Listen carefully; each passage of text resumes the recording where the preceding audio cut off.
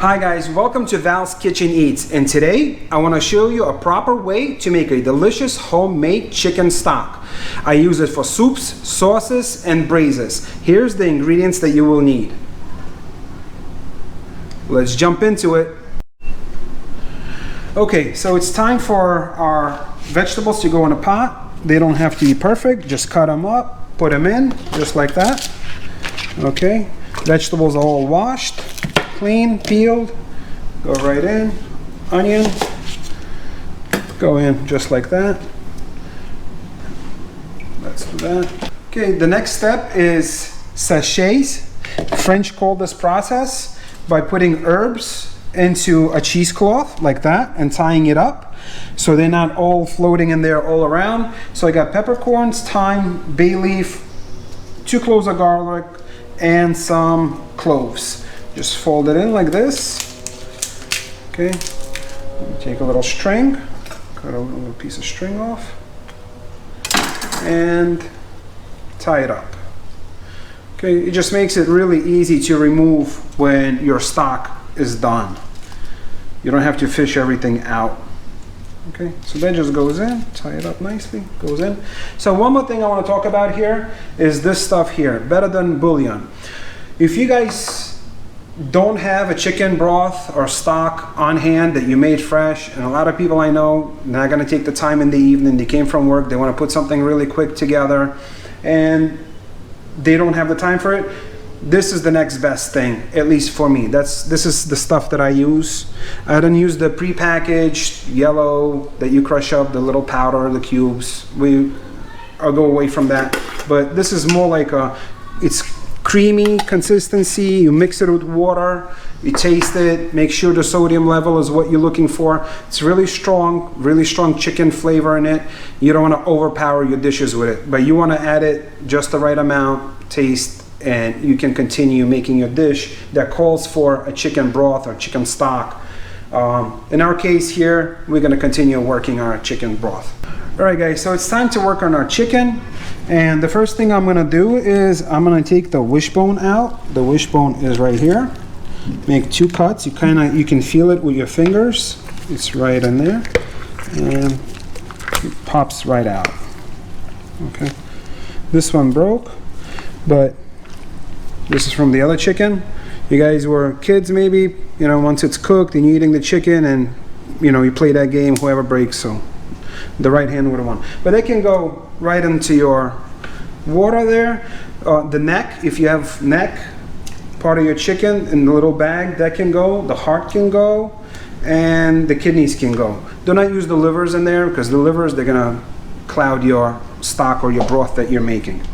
The next thing I'm gonna do is I'm gonna cut these wings off. Just like that. They can go in there as well.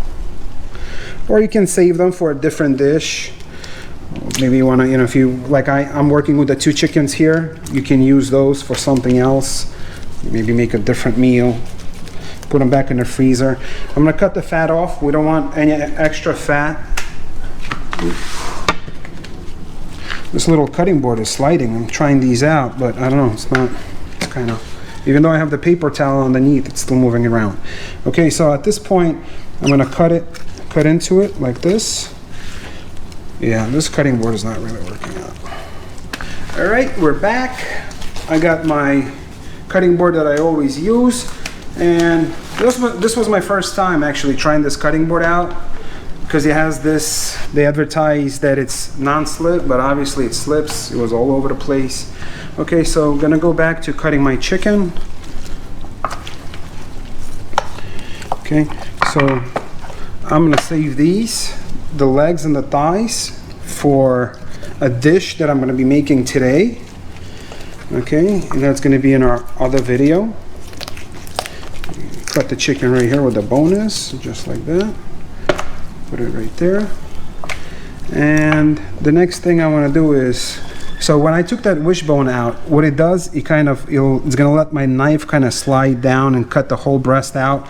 If I wouldn't have taken the chicken, the wishbone out, the knife would have get caught on the wishbone. So the way I do that is right here. Just follow along. Just follow the breast.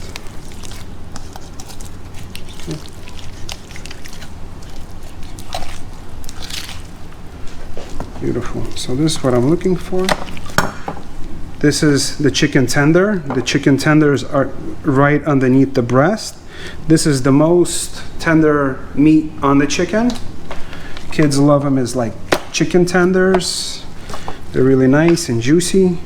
So let's do our second.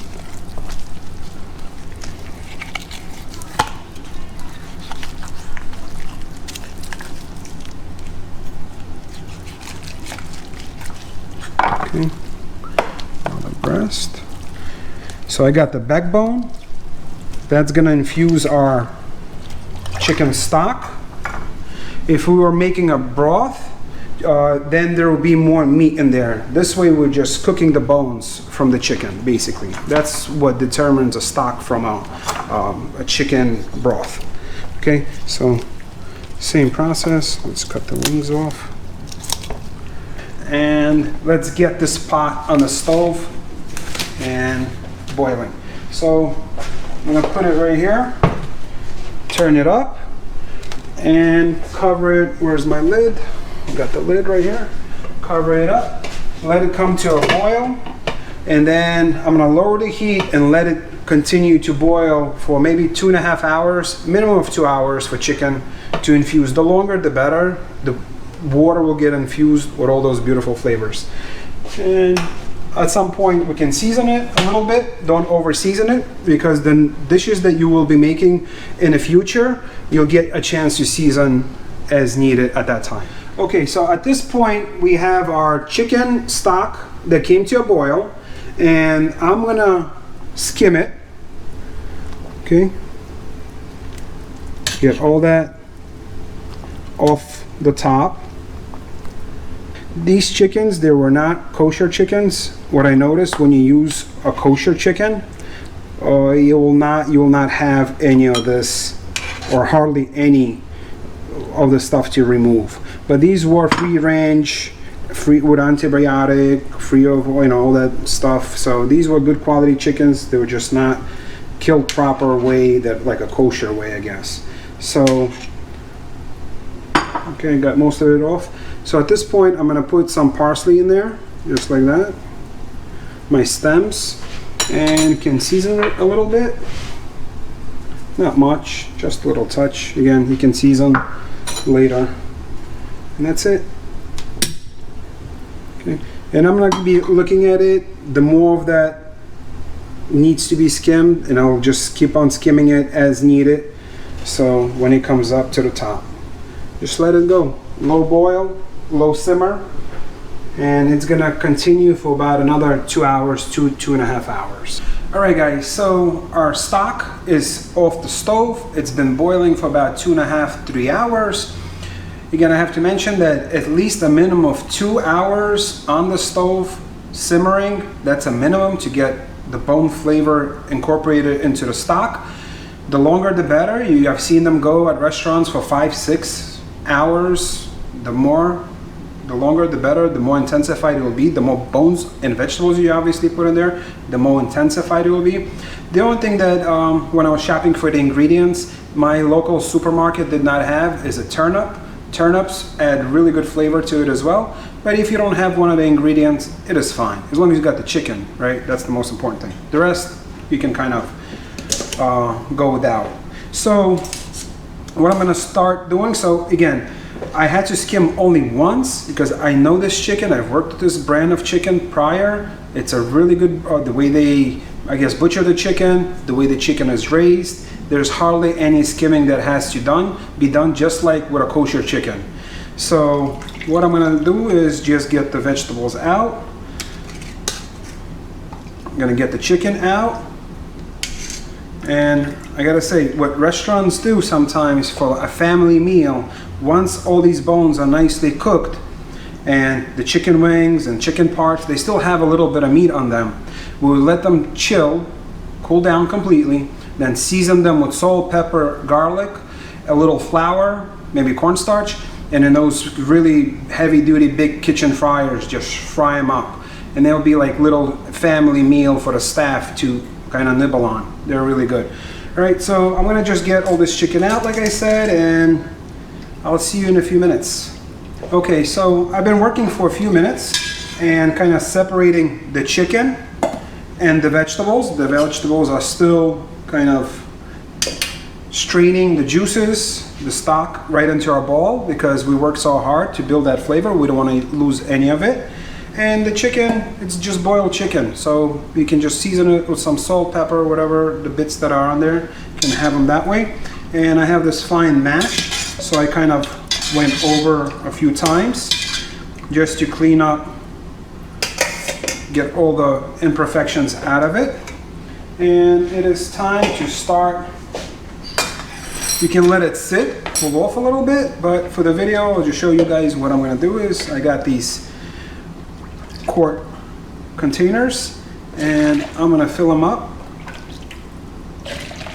Okay guys, I'm gonna continue portioning the rest of this broth out. I'm gonna wait for it to cool off. I'm gonna pop it in the freezer and I'm gonna be using it for many more cooking videos that are coming your way. Please like and subscribe, put that bell notification, and let us know what you think. Much more videos are coming your way, so please stay tuned. See you later.